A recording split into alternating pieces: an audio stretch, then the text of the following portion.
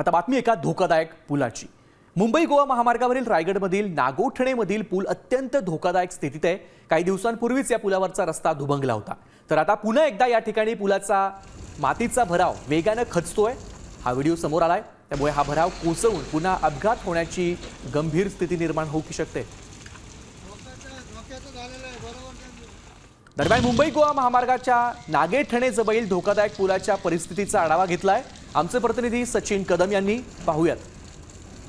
काही दिवसापूर्वी महामार्गाचा जो पुलाचा भराव आहे तो कोसळून मोठी दुर्घटना घडली होती।